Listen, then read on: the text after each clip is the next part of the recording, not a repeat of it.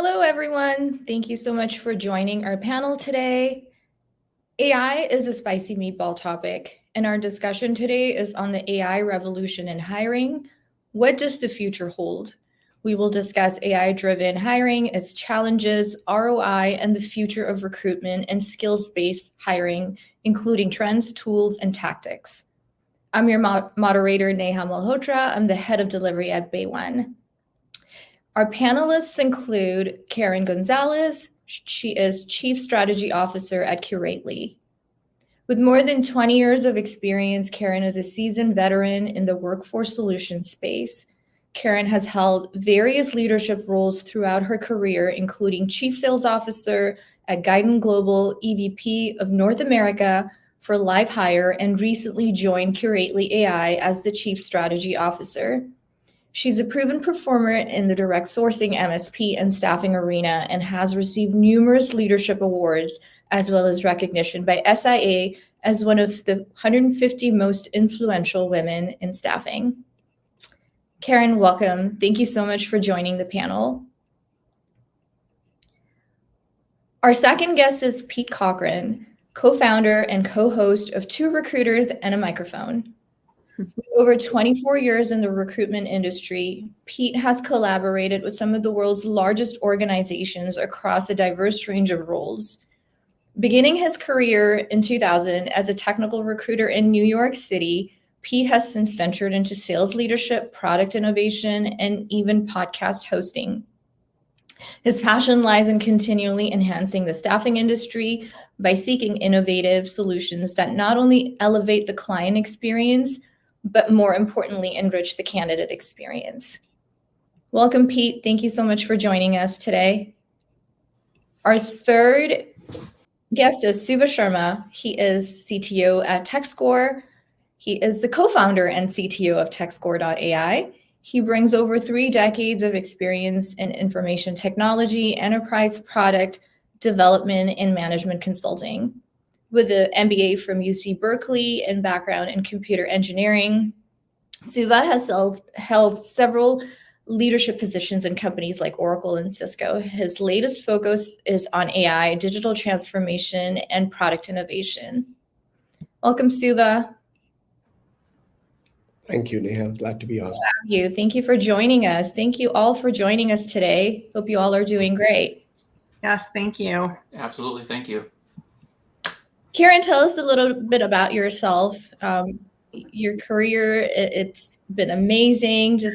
Tell us about yourself. Yeah, so I feel like I've been in this kind of workforce solution space my entire career. So a long time. I'm not going to completely age myself, but more than 20 years. So it's truly a passion. Anything from staffing to MSP to now being on the technology side. It's an exciting place to be. I reside in Atlanta. I've got 3 dogs and still have family, here living at home. So it's been a great ride and I'm looking forward to the discussion today. Looking forward to it. Thank you, Karen. Tell us about yourself and the podcast. Oh, thank you. Thank you for having me. So like Karen, I will age myself. I've been doing this for 24 years.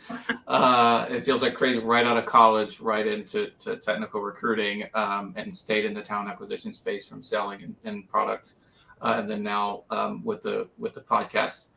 So I'm very, very passionate about this space. Always have been, and always love to, like I said, and you said earlier when you introduced me, enriching the client experience as well as the candidate experience. So super excited to be here.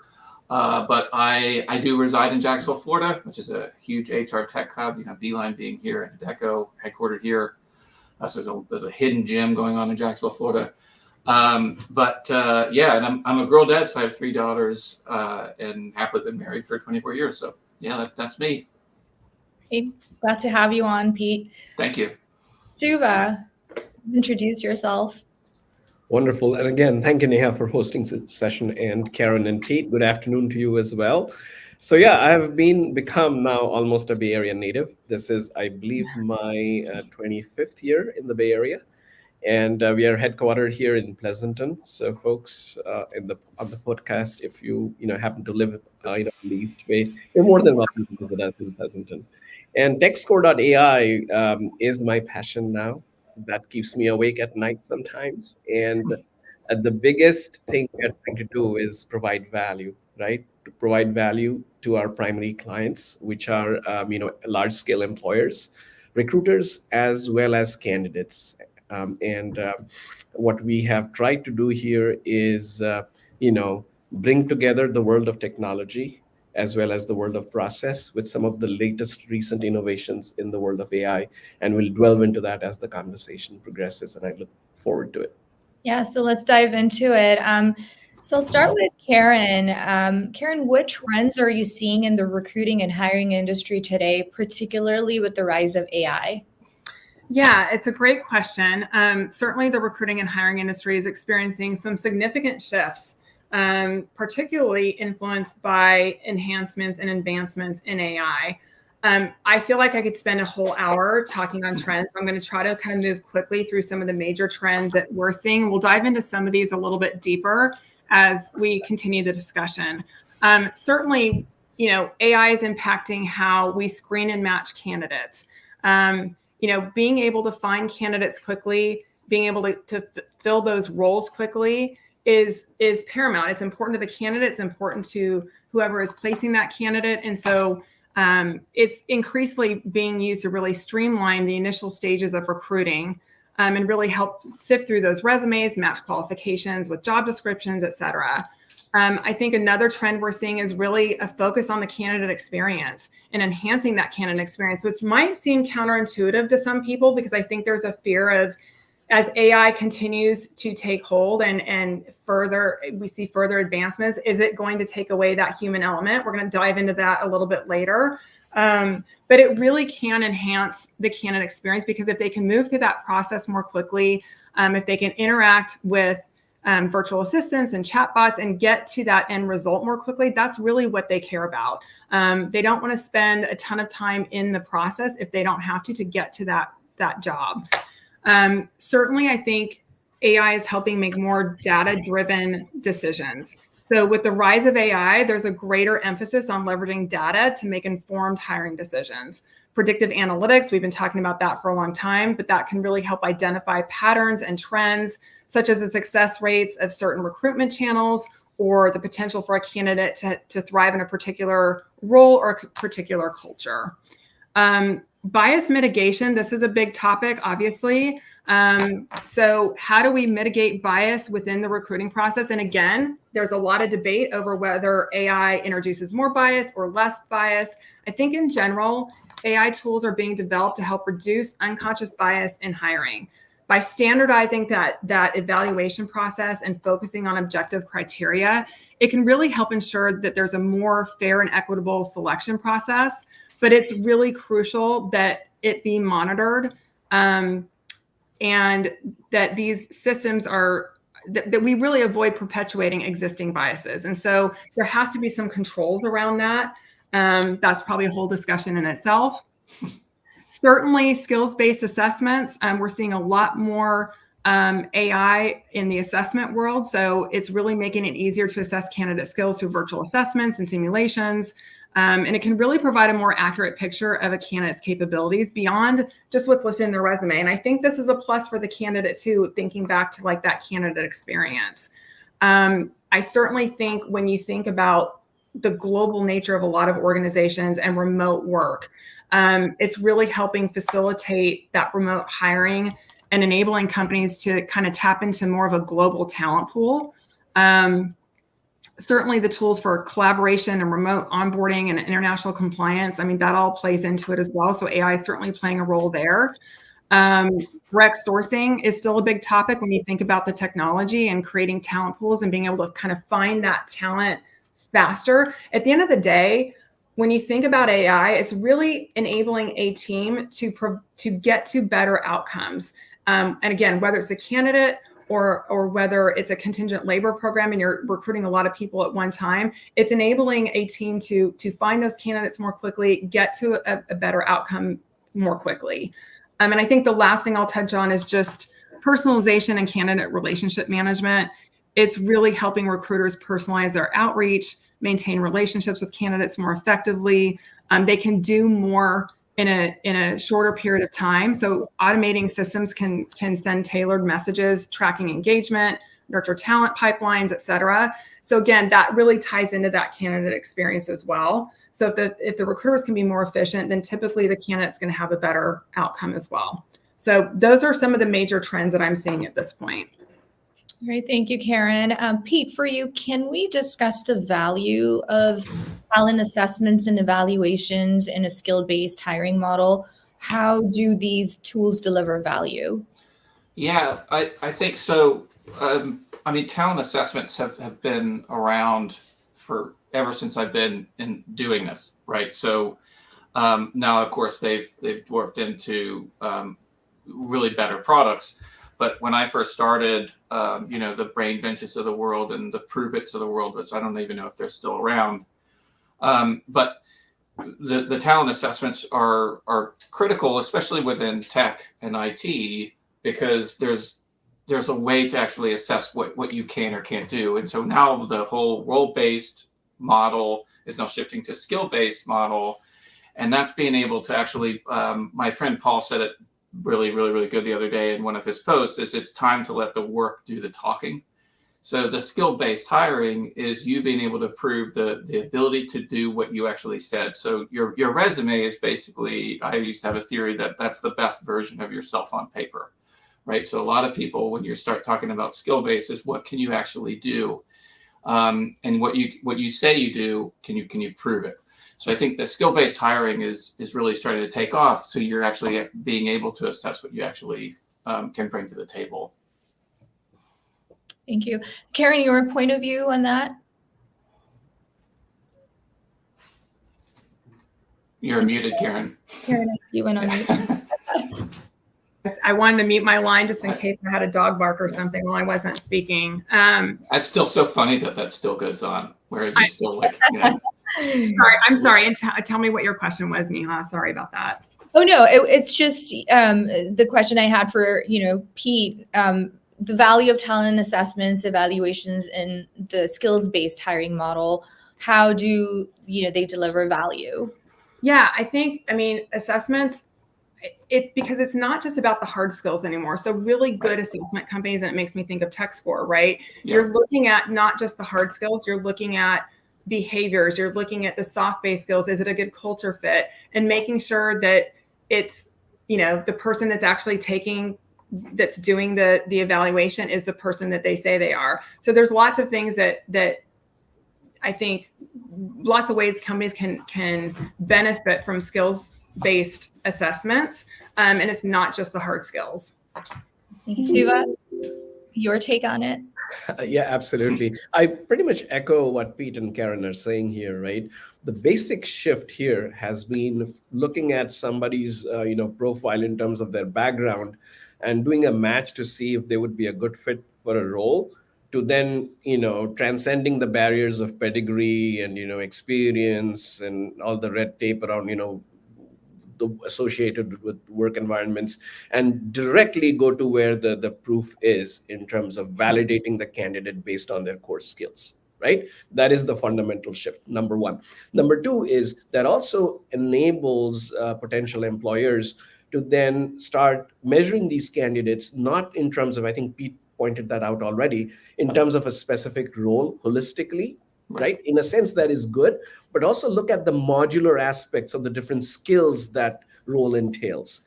So that way then, as the candidate, progresses through the interview process, and also once he or she is employed, you can look at future opportunities, because you don't utilize all your skills on day one, right? But it would be great for your employers to know, hey, what all you bring to the table, so that they can assign you on other projects that might be of interest down the road. Yeah, and I think that's a really good point too, because it does enhance the candidate experience. Because if you're taking some one of those assessments and you're validating the skill and what I can bring to the table, I'm in some cases mirroring that environment. So I know exactly how I'm going to add value in the next 30, 60, 90 days, and even 180 days or in the year. So it gives you a better picture as a candidate of what you're going to be doing in that role, as opposed to just, in some cases, if I'm just doing an interview, especially for a client is going to tell me all the great things about working there, right? So they're trying to sell me to work there. But if I'm actually seeing what's going to be going on in that environment from a technical ability, I can actually decide whether or not I am the right fit for it. So it kind of puts it on a two-way street as opposed to just giving all the power back to the customer. Yeah, great point. It's a marriage. It is. It is. Suva, what are the biggest pain points employers face today, and how has the hiring process evolved to address these issues? How should candidates prepare?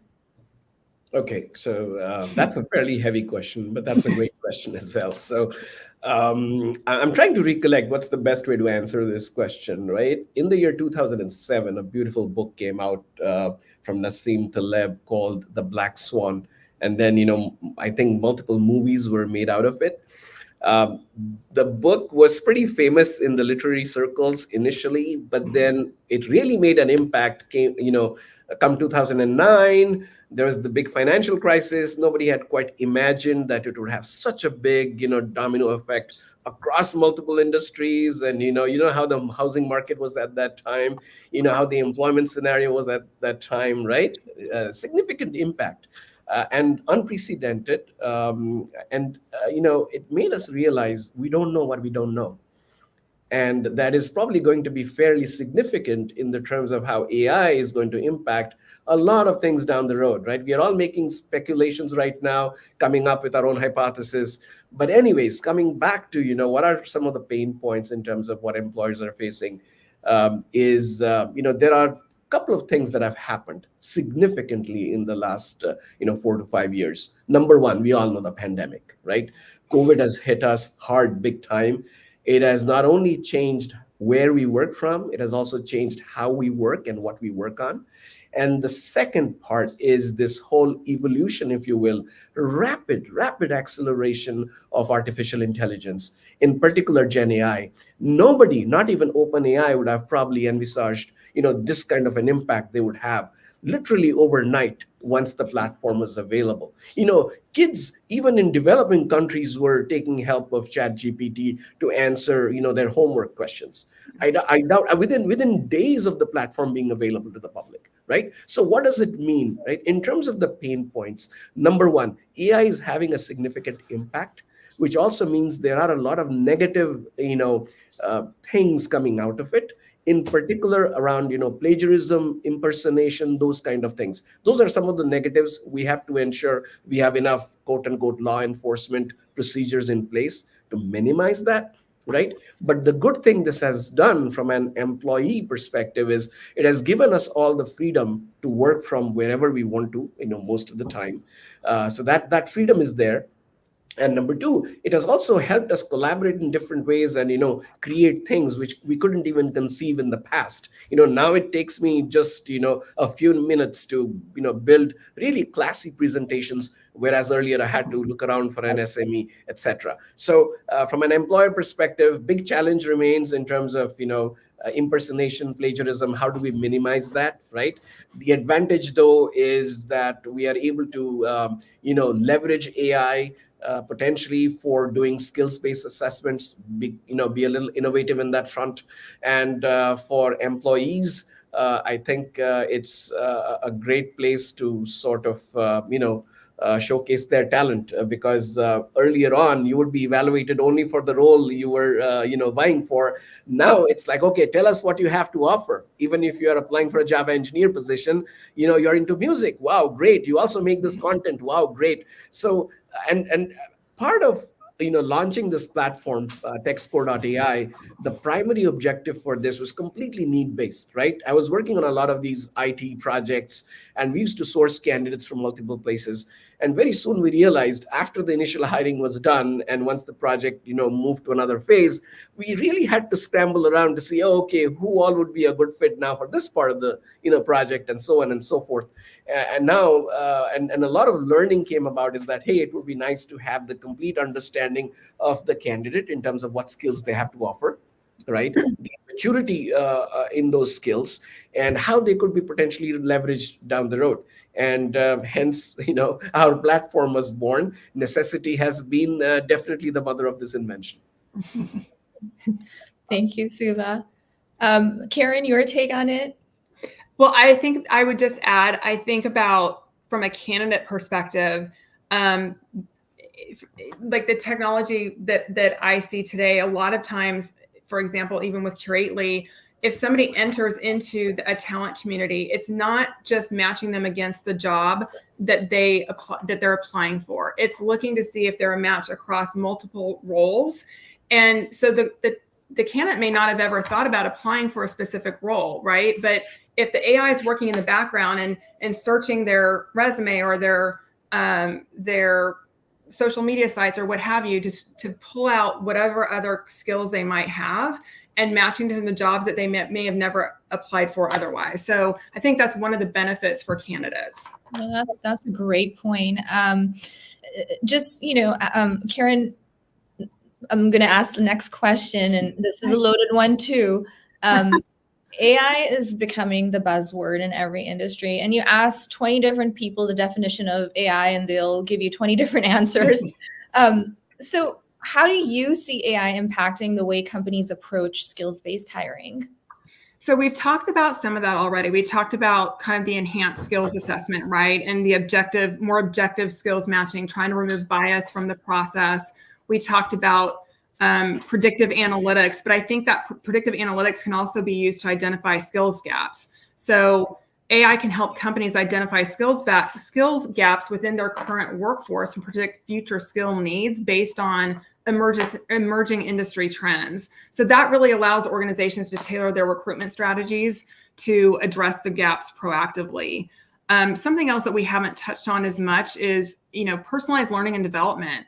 AI can really support skills-based hiring by recommending personalized learning and development paths for candidates and employees. So this is kind of going back to that candidate experience.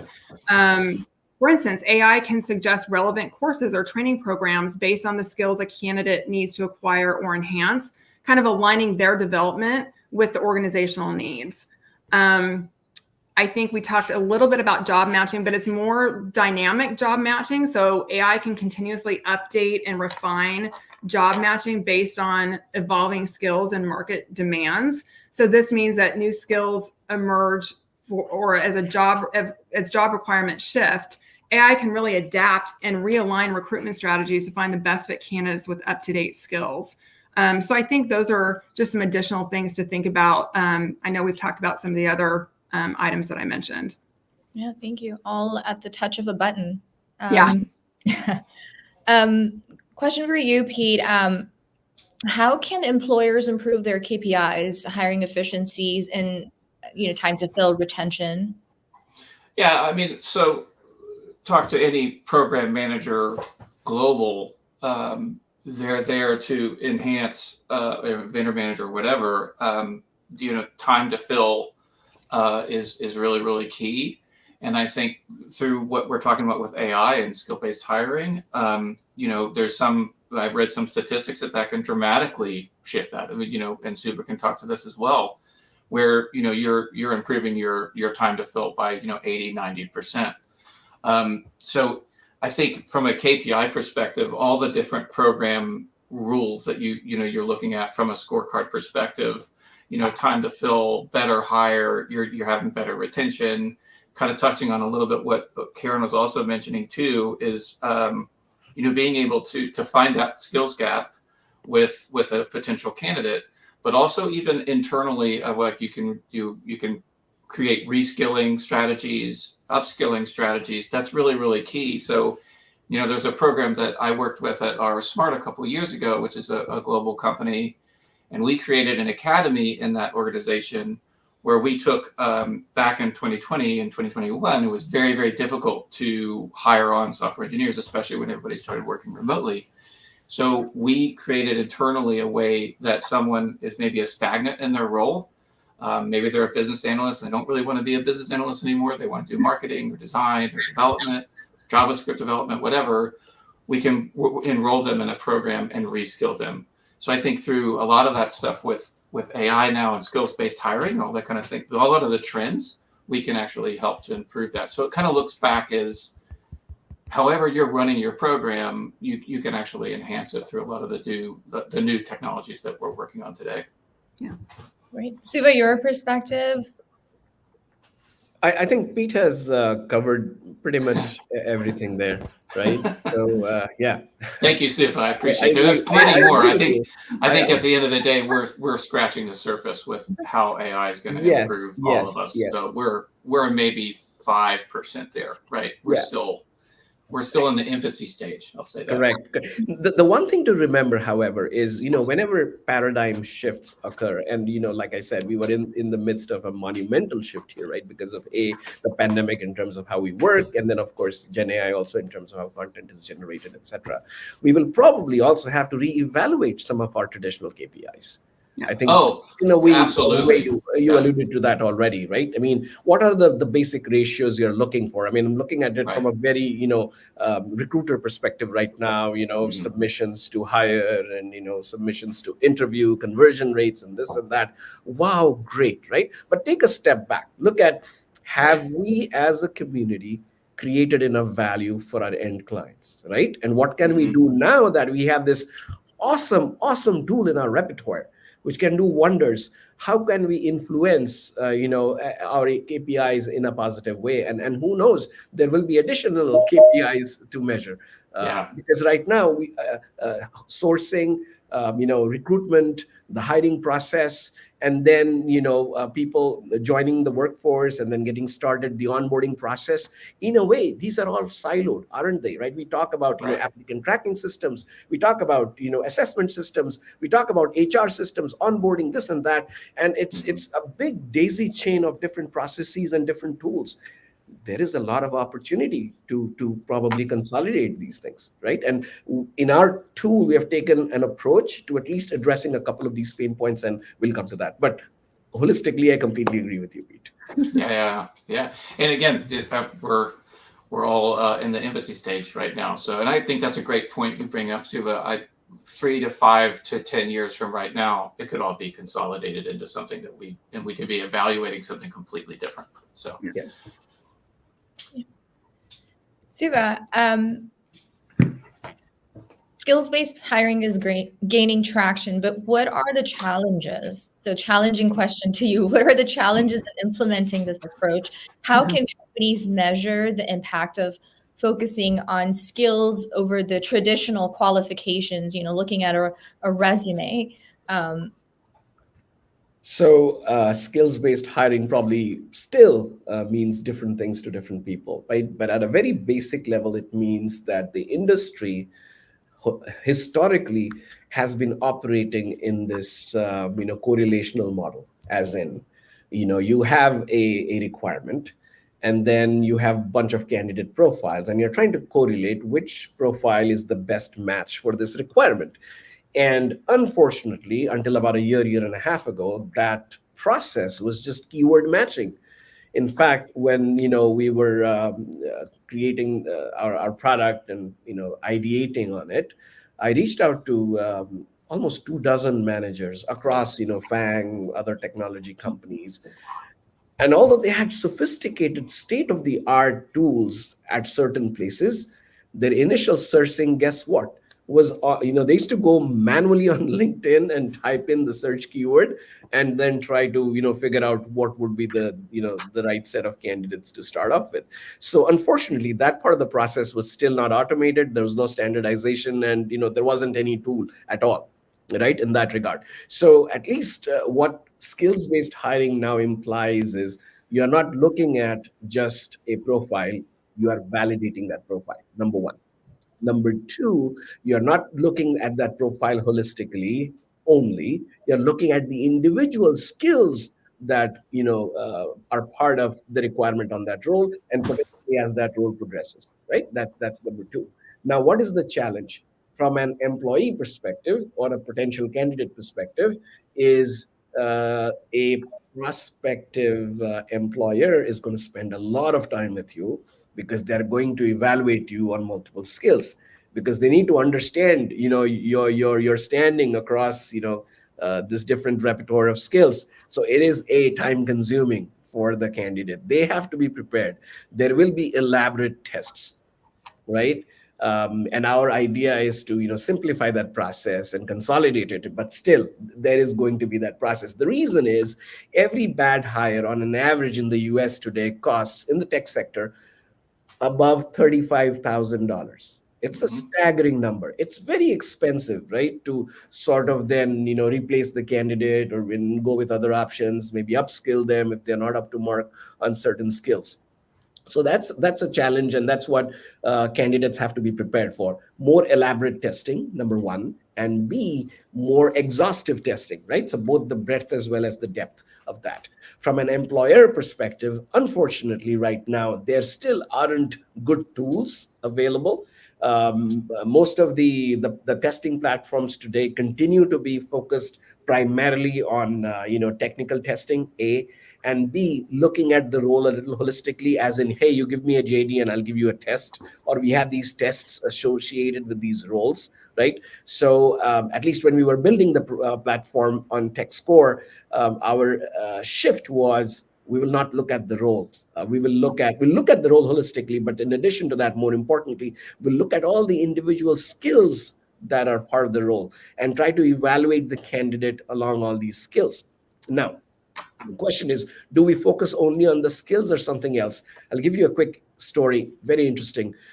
In the year 1998, a couple of social scientists, Schmidt and Hunter, published a groundbreaking paper. They said, irrespective of the job, irrespective of the industry, the number one determinant for success at work is general cognitive ability, GCA, essentially measuring your analytical skills. And all the big companies jumped in. If you remember, late 90s, early 2000s, even campus interviews today, they don't ask you only computer science questions, even if they are recruiting CS grads. They ask you logic questions, right? And what the big FANG companies call, algorithms and data structures and things of that sort. How do you think, right? So that was one big takeaway from Schmidt and Hunter that we have incorporated heavily into our process and tool, number one. But there was another thing there that was of interest. They said, measuring cognitive ability alone is a predictor, number one predictor of success. But if you combine that with behavior, conscientiousness, integrity, these soft skills, the chances for predicting success becomes way higher, like approaches 90%. So that's what we started. We have now, tested close to 10,000 candidates on our platform, and the results have been really awesome. We have getting insights. There are some great candidates who do well on technical skills, but if they are not able to do well on some of these other softer skills, we realize that they may not be a good fit for the role. So yes, great opportunity with skills-based hiring, but some challenges too, and hopefully we'll get there. Great perspective. Thank you, Suva. This one is again, $1 million question. So I'd like to get each of your perspective on it. I'll start with Karen. It's about AI in tandem with people working together to solve a problem. But with the AI tools becoming more prevalent in hiring, how do you see companies balancing automation with human intuition? And how will the role of hiring managers and recruiters evolve with technology? Yeah, it's a great question. And I think I'm having a lot of conversations around this. And I mentioned it a little bit earlier when I was first talking about trends. And I think while AI tools can significantly enhance the efficiency and effectiveness of hiring processes, the human element still remains irreplaceable, in my opinion. And there's a lot of different opinions out there. Hiring managers and recruiters will increasingly need to balance automated insights with their own judgment and experience, really ensuring that the hiring process is both data informed but human centric. And this balance will be key to really creating a robust and fair recruitment strategy that leverages the strengths of both AI and human intuition. And so I see, when you think about recruiters and you think about hiring managers, I think of them being complementary to AI, not being replaced by. I think AI should be seen as a complement to that, like I said, that human intuition rather than a replacement, and that automation can handle kind of the repetitive tasks, such as initial resume screenings, scheduling, and really allowing humans, if you will, to focus more on the nuanced aspects of hiring, like assessing cultural fit, candidate motivation, et cetera. And we know going back to kind of the skills assessments, those are still tools that will enhance that process, but there's still human interaction that's still, in my opinion, needed. So it's really striking that balance, making sure that your recruiting team, that your hiring team has the skills that they need to work with the different tools that are out there and understand the automation, et cetera. So that's my take on that. I'm curious to hear what everybody else thinks. It's hard to talk to a bot for a long time. Suva, your perspective? I mean, Pete, would you like to go first? Oh no, yeah, it's okay. I'm of the same opinion. I really don't think there's ever going to be a time when we're going to remove the human element to recruiting. I don't think that that's ever going to go away. I do also agree that there's going to be certain things that we can make us more efficient from the interactions with it. You know, in AI can actually supplement, but the human instinct in hiring is still incredibly important, and is going to continue to be incredibly important. From a cultural perspective to, you know, whether or not I can sit and work next to you every single day or go grab dinner with you or whatever, there's still a lot of that. And, you know, maybe you do have 50-60% of the ability to do the job, but going back to the reskilling and upskilling, can I teach you that other, can I get you over that hump? Which again is human instinct, and AI is not going to tell me that, right? So, you know, I remember years ago, there was this whole idea when we were doing Path to that, you know, I'll get a push notification for a job and I'm going to actually engage with that job because I got a push notification. However, if Suva calls me and says, I need to look at this job, I'm going to listen to Suva more than I'm going to listen to a push notification. So again, kind of going back to that, and I don't think that that's ever going to change. I really don't. It's hard to replace kind of that, like I said, kind of that human intuition, the empathy, and that the relationship building. There's a relationship building piece that is very hard to replace. And I have interacted with good bots and terrible bots. I think we all have. Yeah. If I'm like halfway through a process and then all of a sudden I'm being told, oh, the bot, like, I can't help you with that. You've got to call this customer service number. It is the most frustrating thing ever. I'm like, I could have just called and been like, already been done with this. So there's definitely kinks that need to be worked out. And I think it's really hard for AI to completely replace some of the things that we've been talking about. Mm-hmm. Yeah, I knew you could talk to the Suva too. I did an event a couple of weeks ago. We talked a lot about AI and security, and one of the speakers actually talked about how we're in the AI phase now, but the next phase is going to be the AGI, right? Which is the general information. So and we're not there yet. Yeah. So I think that when we get to that point, going to go back to what you're saying, Karen, maybe it'll get better. But it's never going to be able to take that empathetic approach that I think humans have.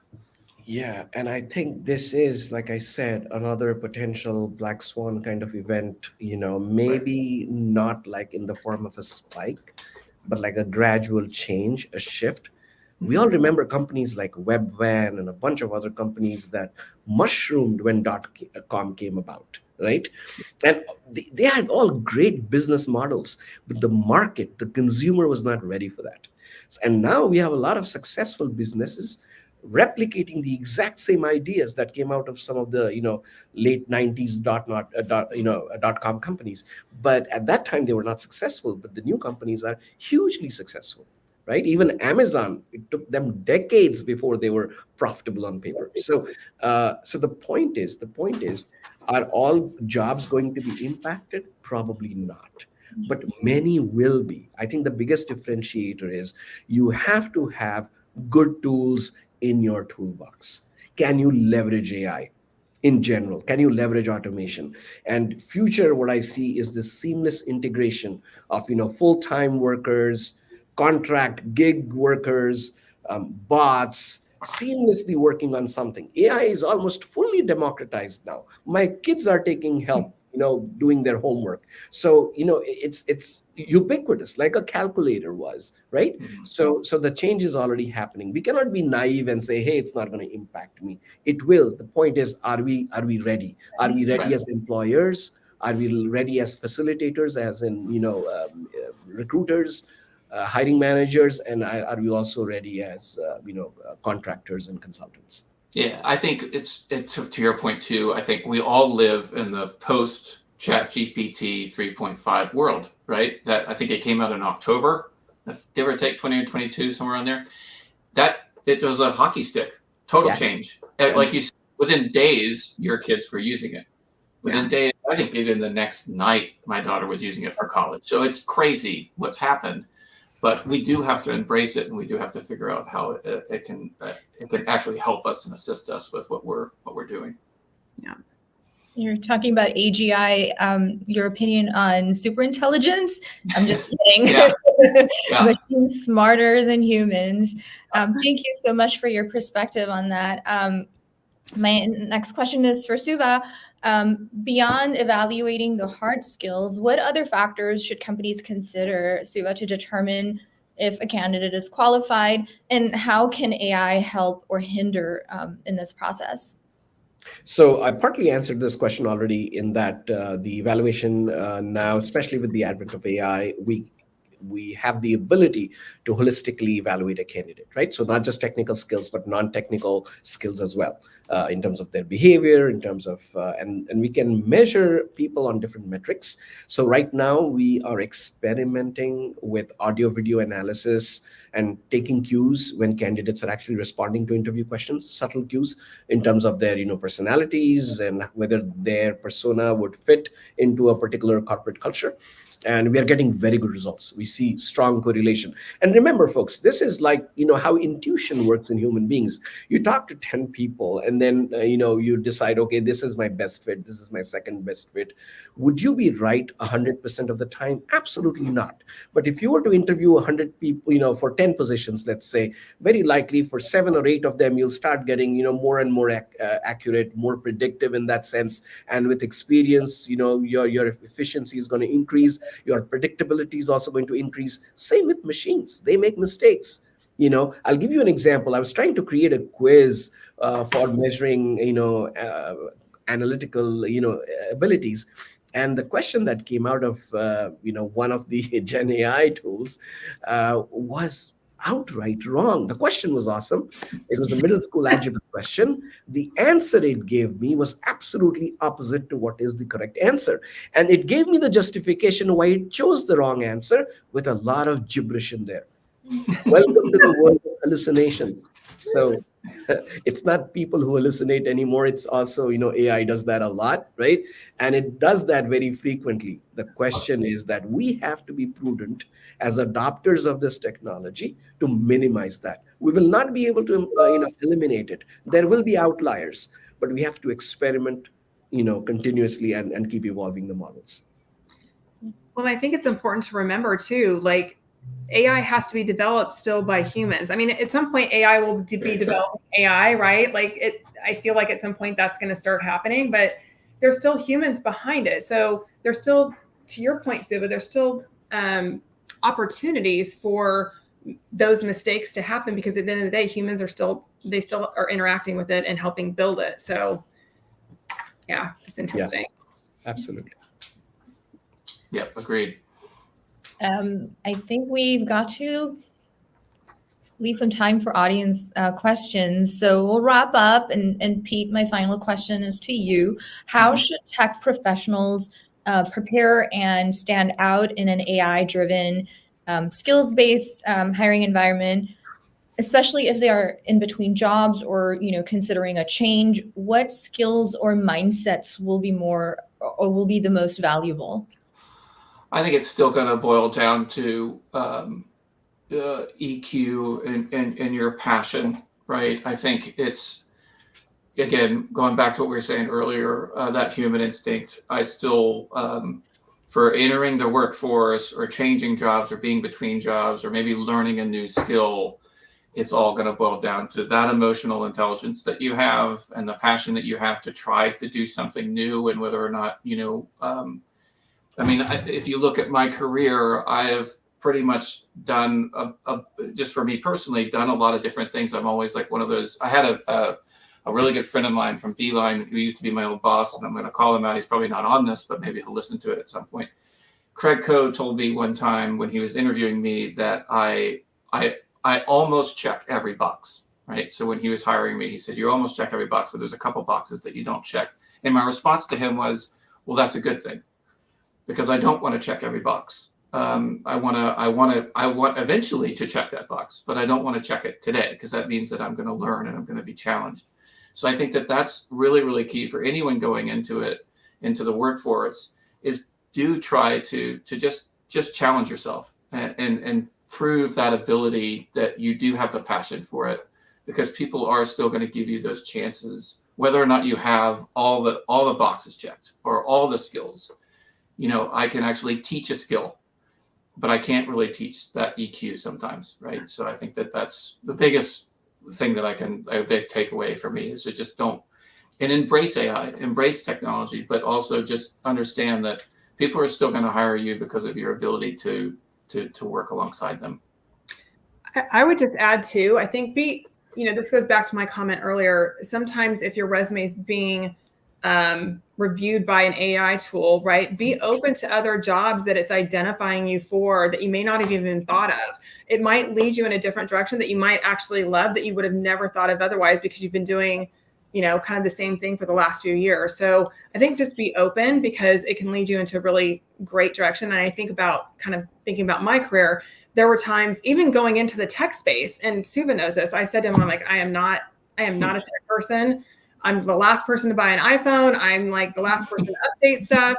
But you're what we call laggers, Karen. You're on the opposite end of the curve. but when I see technology that I think is disruptive and can really help, especially in this space, or help a client, I do get excited. Then I want to learn more. But I didn't think 10 years ago that I would end up in the tech space. That was not even on my radar. And it just, I was open to a new idea and something new, and now I love it. And I want to stay in it. So that would be my advice to candidates out there that are either, looking or kind of in that process. Love that point. Yeah.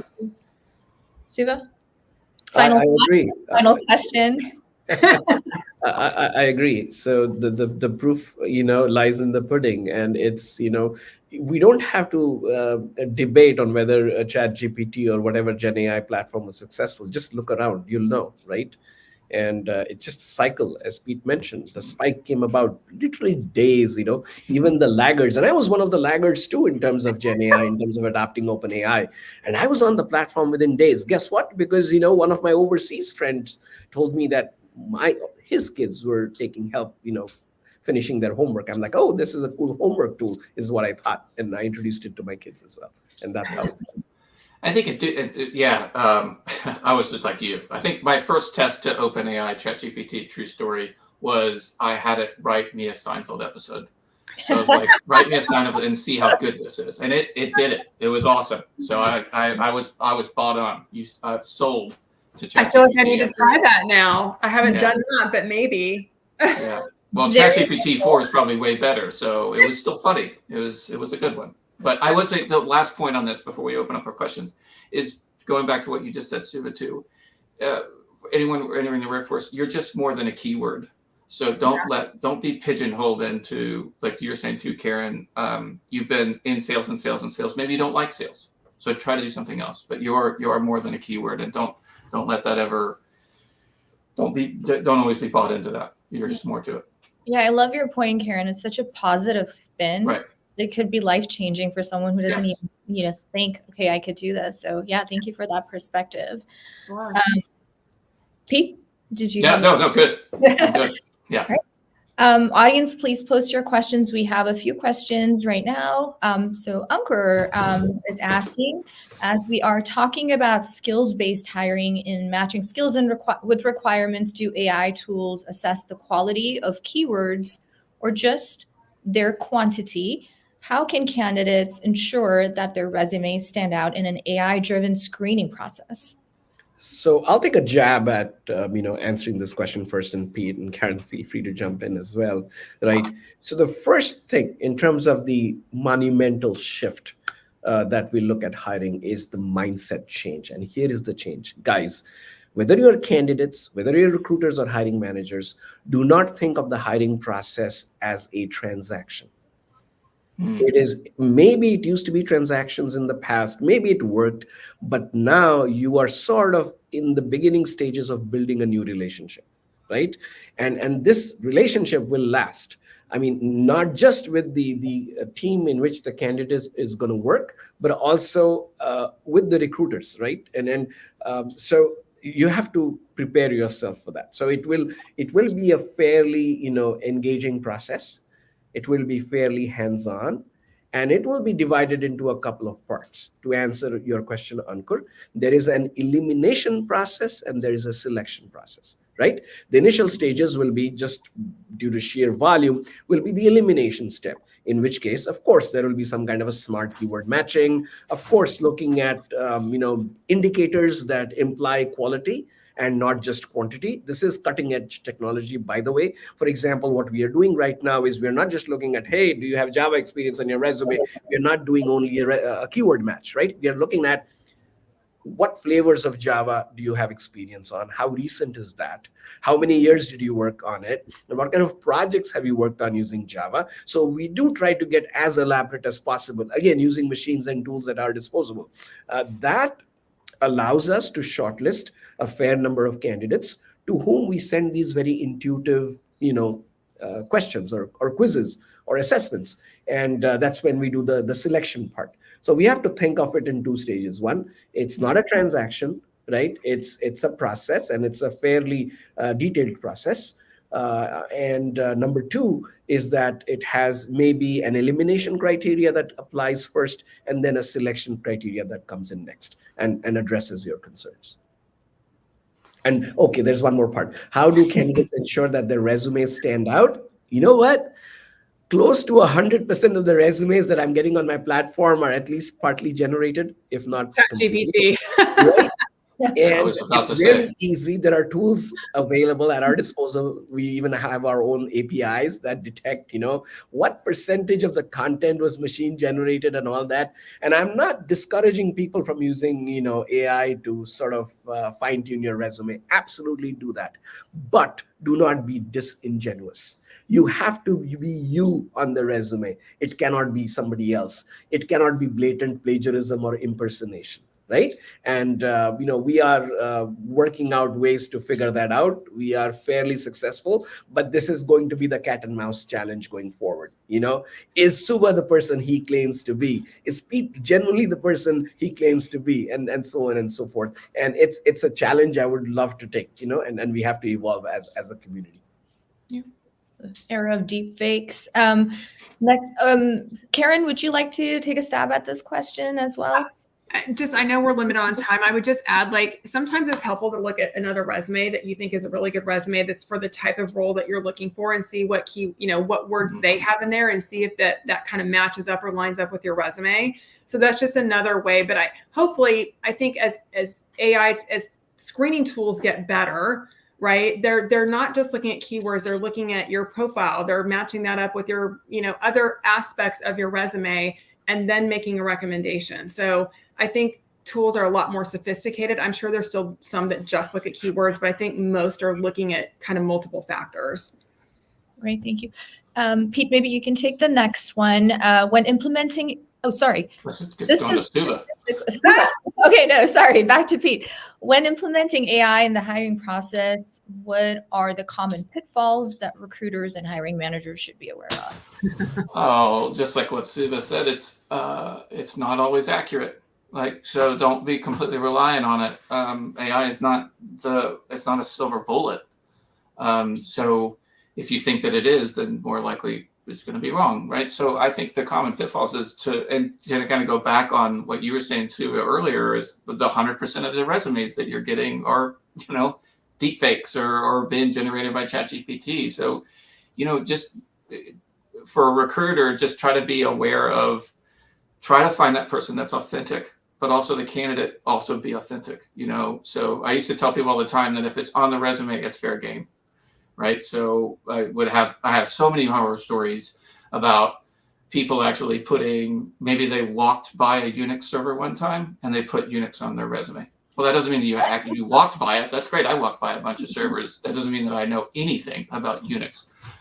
But it's just that. So the understanding is that implementing the AI in that process, just understand that it's not always accurate. So don't be completely reliant on it. It should just be a supplement to you, and use it to your advantage. But don't be completely reliant on it. That's the best thing that I can say. Great, thank you. I think there was a question for Suva here. Where can candidates go to self-evaluate, self-assess? Is the AI tool open to the market? Okay, so if the question, Anuj, is specifically about our tools, so we did experiment because we were in the process of collecting data in terms of how candidates would take these self-evaluations. We have that available right now. The website is called yourtechscore.com. Because it is experimental, it has a few basic roles available like Java, Python, a couple of full stack, positions. So yes, we are experimenting with that. And the AI tool, techscore.ai, yes, it is available. We did a soft launch last year. And as I said, we have quite a few beta customers and a few paid customers already now. And the biggest thing that they like about this, and to put answers of the previous questions in perspective here, is we're trying to minimize bias, right? Every automation that you use, there is a potential for bias. The question is, how do you mitigate, those challenges? The second part is, when you're using these tools, how do you ensure that you are minimizing the time of your SME and it's giving you value, right? So that is why we came up with this, and Karen alluded to that as well. It is not just that I'm looking at keywords on your resume. If I can go to your LinkedIn profile, if I can go to your GitHub and Stack Overflow, whatever social digital media content you have shared with me, including your test, including behavior, including endorsements, now look at it holistically. It's a much bigger spectrum. It gives me a more objective way to analyze different candidates. And that's what we have been trying with the tool. Great. Thank you, Suva. Love to take this question because it kind of ties into the work that I do for women returning to work. For candidates who are looking to transition careers or are returning to the workforce after a break, what role does AI play in making them more visible to recruiters? Karen, would you like to take a stab at it? I think there's a lot of tools out there. If you're returning to work, I think, it makes me think about assessment tools, right? So sometimes you want to understand kind of where you are from a skills perspective, and then think about what you really want to do and what do you need to do to get there, and then determine the tools that you can use to help you get there. So assess kind of where you're at. There's lots of upskilling tools that are out there that you can use to kind of find your next role, especially if you've been out of the market for a little while, and understanding like what are the skills that are necessary, what are people really looking for. And so I think that's the first thing I think of. Yeah. Pete, your thoughts? Yeah, no, I would agree with that. Entering into the workforce, just basically take some kind of assessment of what you want to do, right? And if you were a developer before, obviously, as we all know, when we talked about this, technology is moving at a rapid rate. So if you've done .NET, a couple of years ago, it's dramatically different, right? So just try to take it in what Karen said is just if you're re-entering the workforce, take an assessment, try to find out where you are today. And then there are a ton of tools for reskilling and upskilling to understand where you need to go. But yeah, I would just try to look at it as where I was and where I'm at today. And then, what tools can I get to get that job? And I would say use social media, use things like LinkedIn. LinkedIn has like different classes that you can take as well, and courses and certifications. It'll help you network, talk to people that are kind of in the role that you want, and understand what it took for them to get there. So I think that would be another piece of advice. We're almost up on time, but I'll take this one last question because it's our last question. In what ways do you see AI transforming internal talent mobility? Great question. Can AI help identify candidates for lateral or upward movements within a company? Yes. Yes. Yes, it can. Yes, you can. Again, it's identifying, like, if you look at your current workers, right, and understand what skills they have and what you need, what you're going to need in the future, and identifying that gap, and then implementing the tools to help facilitate that internal mobility. Who wants to move into another role? Who's interested in those roles? And what skills do they need to be able to be successful in those roles? Great. Well, thank you all. Thank you so much for this conversation. Thank you, audience, for joining us. Thank you, Karen, Pete, Suva. This has been great. AI solves a great range of business challenges, and today's conversation showed us how AI can be used in this ripe sector of skills-based hiring and its future and its impact. And thank you all for joining again, and hope you all enjoyed the content. Till next time, take care. Thank you. Everyone. Bye. Thank you, everyone.